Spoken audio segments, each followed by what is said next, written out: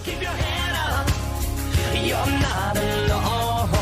Keep your head up, keep your head up. We're halfway home. It's time for Your Voices of Hope, a video podcast program that offers straight talk on some of the major issues facing us today: addiction, domestic violence, homelessness, human trafficking, and suicide. But more than that, it's our desire to inspire hope. Now, your host, Michelle Byer. Welcome to Your Voices of Hope. I am your host, Michelle Byer. And today I am sitting here with Dan Flowers from the Akron-Canton Regional Food Bank. Hey, Dan, how you doing? Hi. Thanks for having me on your show. Oh, I'm so glad I can actually get you out of that busy schedule. Your life looks insane when I look at LinkedIn, which is where I keep getting a lot. I mean, you're the first person that pops up on LinkedIn. Oh, really? Okay. Yes. I post a lot on LinkedIn. That's my chosen social media. I like it because LinkedIn knows who it is. It doesn't mix your professional life and with your personal life. And so I like to just do my LinkedIn, you know? Yeah, well, you're the first person that pops up, and I'm just watching all this craziness going on.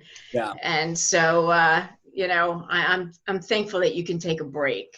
Oh, thank you. So Dan, a lot of people have heard of the Akron-Canton Food Bank, but they don't know what it really is or what you really do. Mm-hmm. Can you just give us some background here? Yeah, I can give you kind of a high level.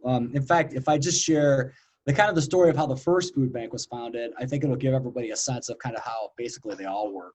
The first food bank was founded in 1967. There was a gentleman named John Van Hengel who was volunteering at the St. Mary's Soup Kitchen. It was a soup kitchen in Phoenix in the late 60s. And he sat down, as volunteers often do, and had lunch with a couple of the guests that were there eating at the soup kitchen that day. They got into a conversation about a food company nearby that was throwing food away, and that these people were going and kind of digging out of the dumpster. And John just had the idea, well, maybe I'll go down and just ask them to give it to us before the food needs to be thrown away. We'll take it down to the soup kitchen. And so he did. He went down, and the company agreed to do it. And then he decided, well, I'm just going to start asking everybody who runs a food company if they'll make donations. So he started going, and eventually he brought back so much food to the soup kitchen they couldn't distribute it all. So he started calling other charities in town, like the Salvation Army and the Red Cross, like, I've got all this food. Do you want some of it? Well, eventually they started collecting so much food that all of the charities that he was giving it to decided to go in together and rent a warehouse that they could keep all that food in, and that all the charities would come and take that food, and that they would all take the food they were picking up from little local donors and consolidate it to one agency. And the first food bank was born, the St. Mary's Food Bank of Phoenix, Arizona.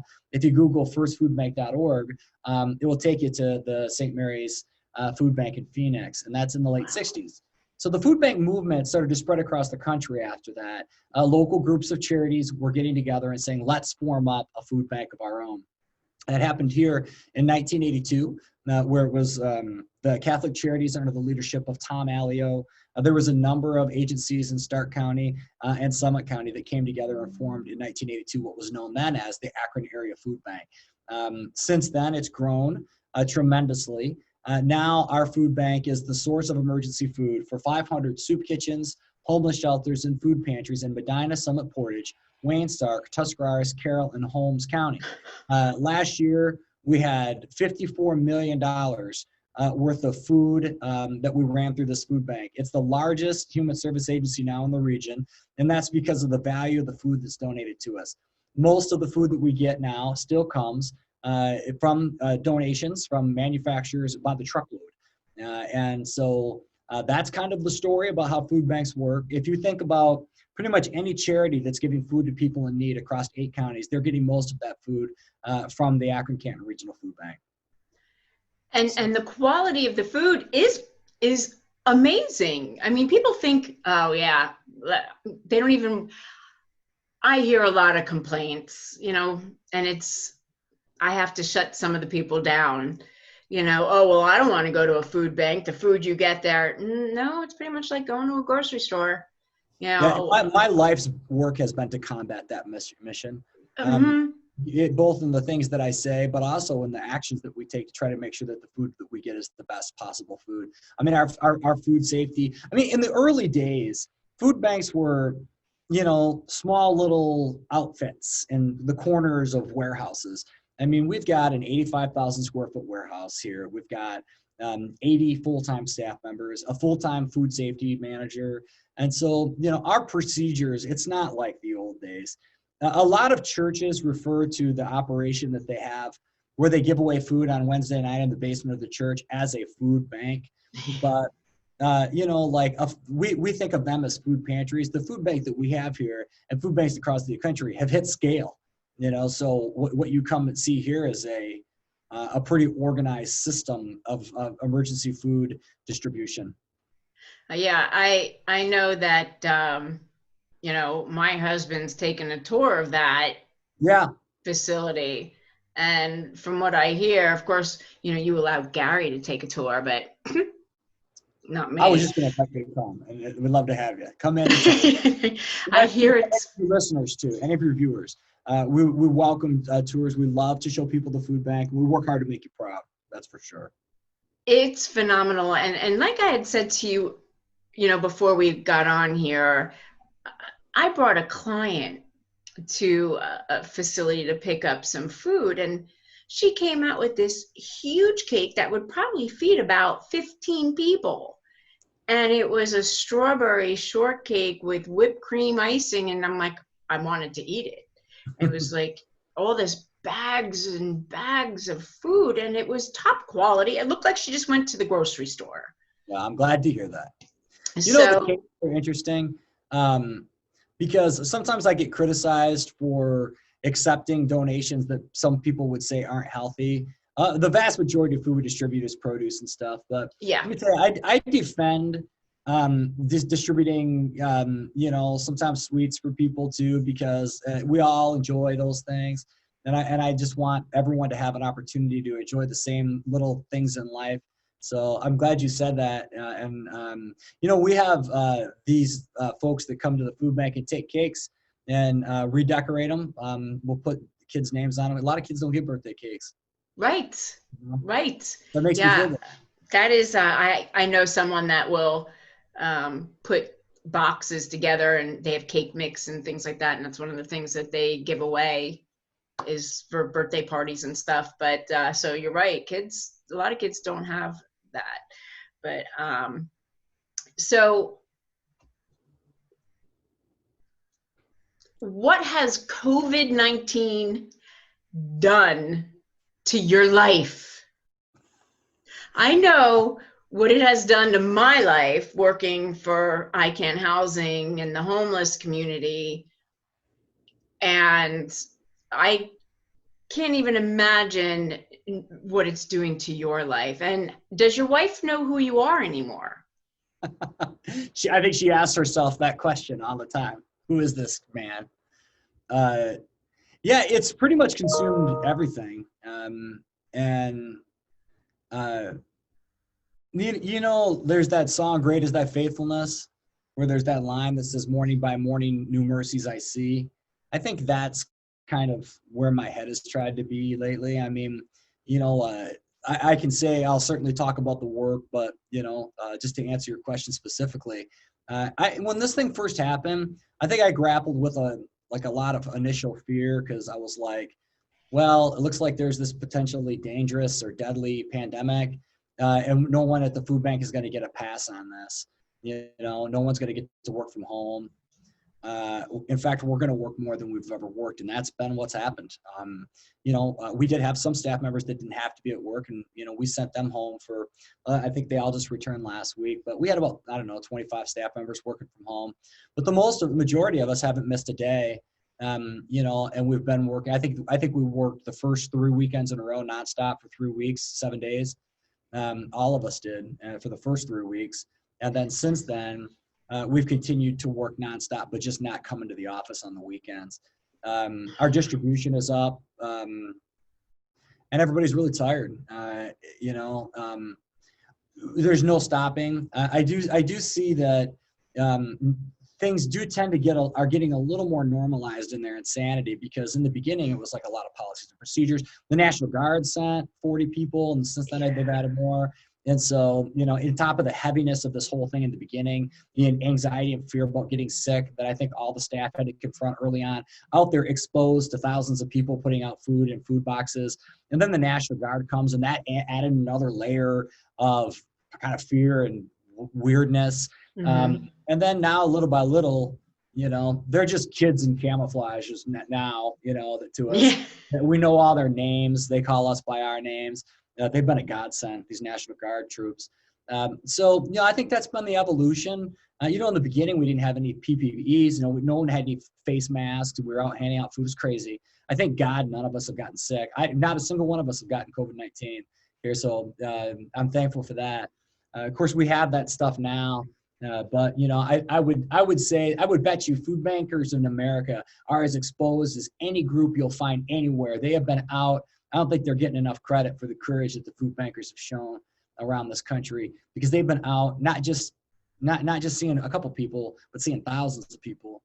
So that's what's up there. Just on the numbers, in fact, I just was looking at them today. We just finished April. April was our biggest food distribution month of all time. 3.7 million, our biggest month. March was our previous record of 3.6. So we just had our two biggest months in a row. And so that is a year to date, as of yesterday, it's a 22% increase over where we were last year. And we made up that entire 22% in the last 6 weeks of food distribution.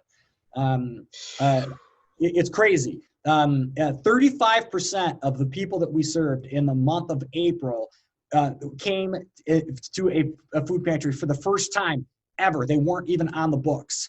So that means a little more than 3 people out of 10 that are waiting in line for emergency food right now have never needed it, have never been in. And that's exactly what we're seeing. And that's what I was told when I interviewed from the Stark Hunger Food Bank in Canton. Yeah. That people that have never gone through there before are going through, that you don't even need a proxy anymore. You could just go right on through. You don't have that. You're just a distribution center. People just can't go there, can they, and pick up food? Well, you know what? We for 40 years, we have just been a distributor to charities.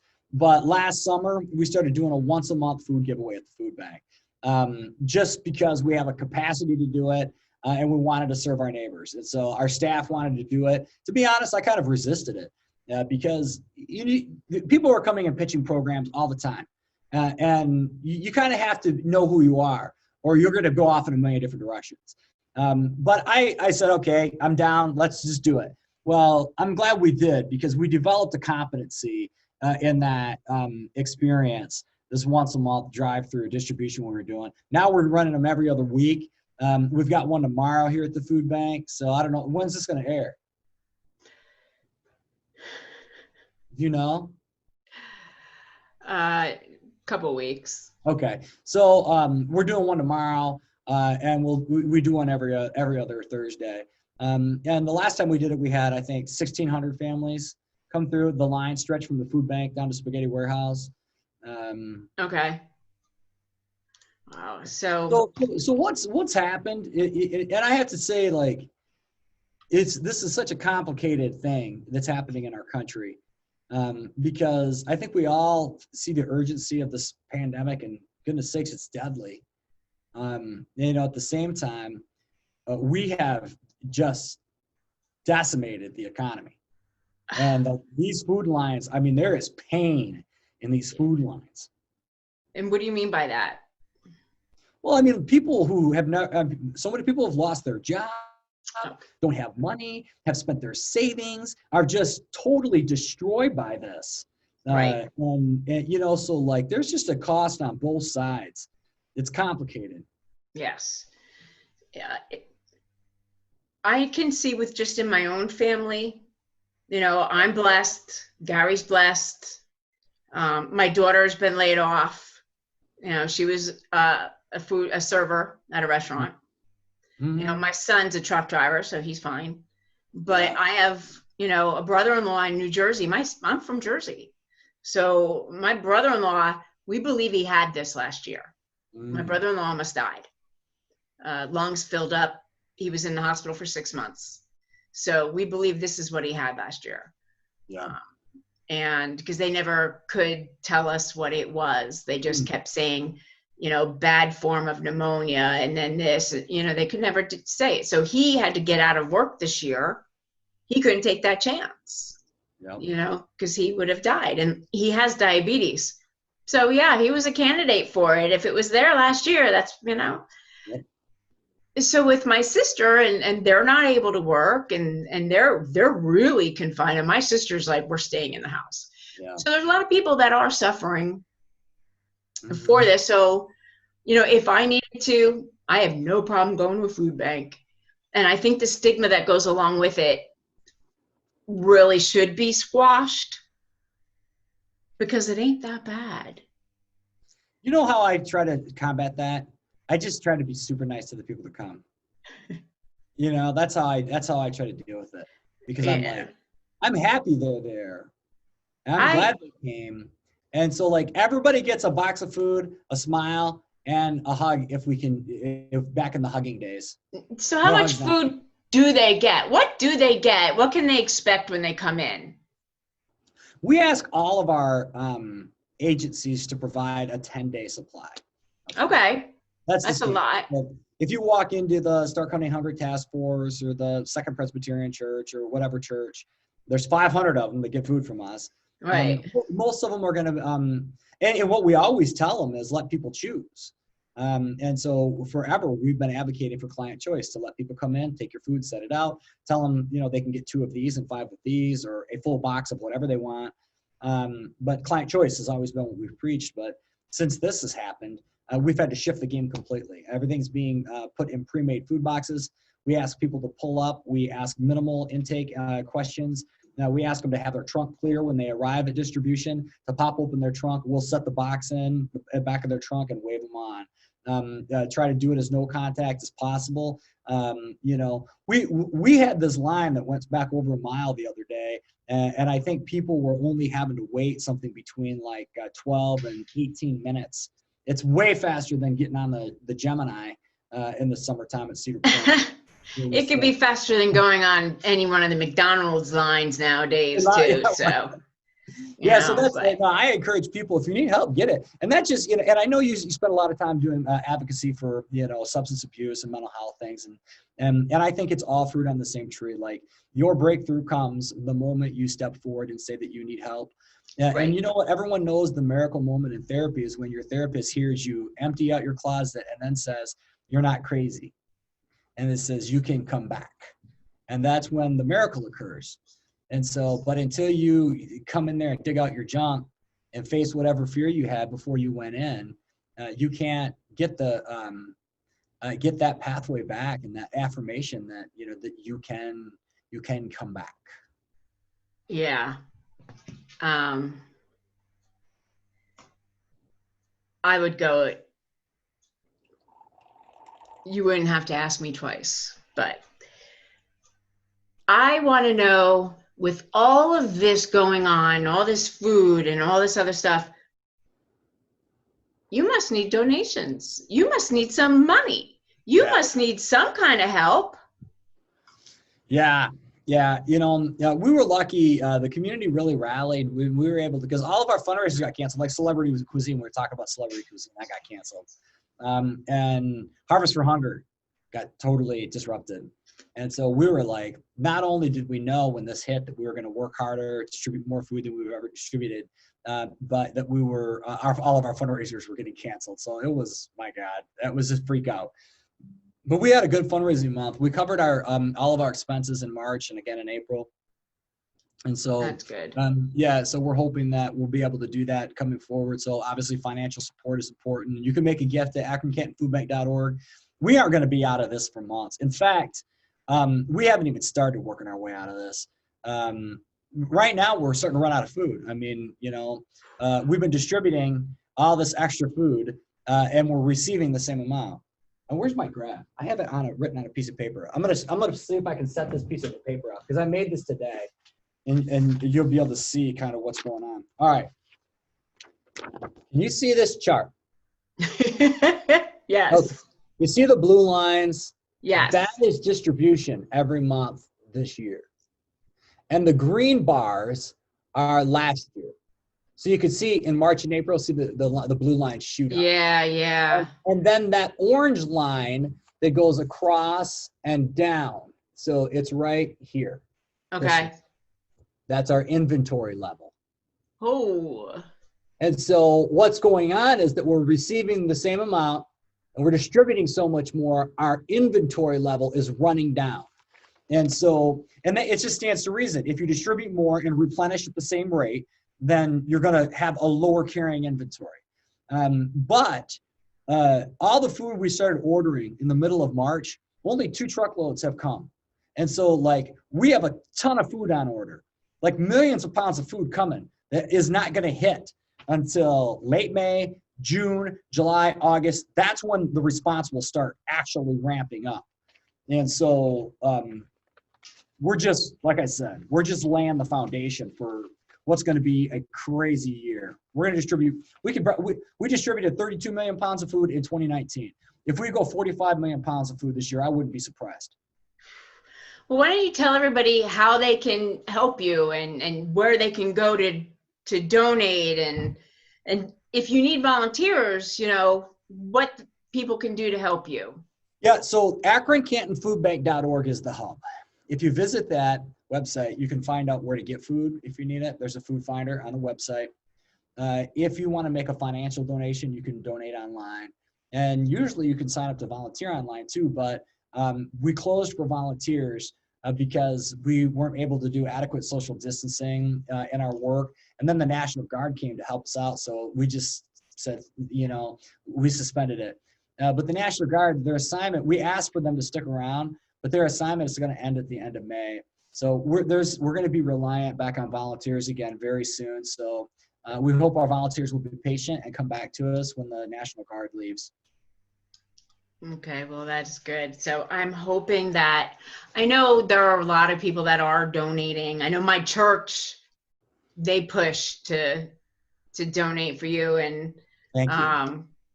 So I hope everybody out there that's listening, it doesn't take very much. No. $10, $20. We hope you could do more, but more is better.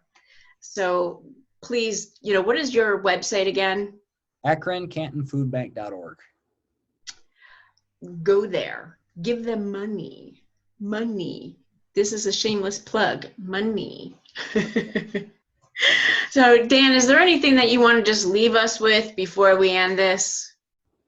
Well, I guess I would say just to talk a little bit about fear, if we can, when this first happened, I had a lot of fear about what would happen to the staff. And I was seeing on the news all these doctors that were renting mobile things because they were scared about getting their family sick, so they're staying at campers out in the yard or whatever. Okay. What do I need? What is going to happen? I was worried for my own health of my staff, my family. And, but I didn't have a choice. I knew I had to step up and lead.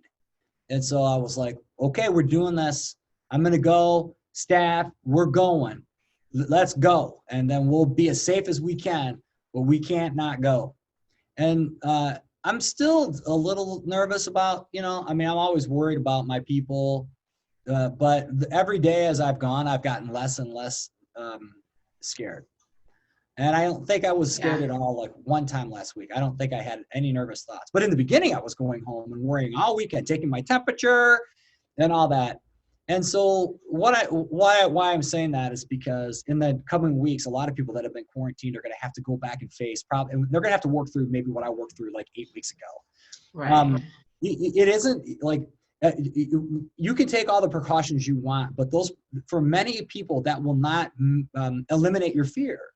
Mm-hmm. So that you just kind of have to work your way through that. But I want to let you know it gets better. if you keep going out, you're going to have to go out eventually anyway. Take whatever precautions you can, follow all the rules. But where the fear goes, just know that the way to get rid of fear is to face it.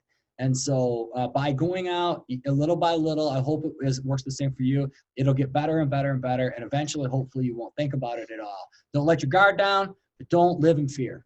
That's what I wanted to say. I love that, because that works on so many different levels. It really does. And so we shouldn't be living by fear anyway. But No, I love that's that. really And it it. does. A lot of people are fearful, and they're going to be, as you said, more coming out and getting fearful as they. Yeah, they have to work through it. And Yeah. I've noticed that with our staff. Like, we had all of our warehouse workers, myself, a small group of our leaders. Like, I was like, nobody's working from home. We are working nonstop. And that's what we did. And so, like, we had a small little band of people that were in here every day. And then people were starting getting to introduce back folks to get their childcare arrangements set, and they would come back. And then folks that, were working from home, they'd need to come in. And everyone went through this like fear phase for the first few weeks, and they came back in. And then eventually everybody just got comfortable. And I think there's just like, you realize, hey, life's going to have to go on either way. Yeah. Yeah. Hopefully there isn't a bullet for me, but if there is, I'm going to die with my boots on. Yeah. Yeah.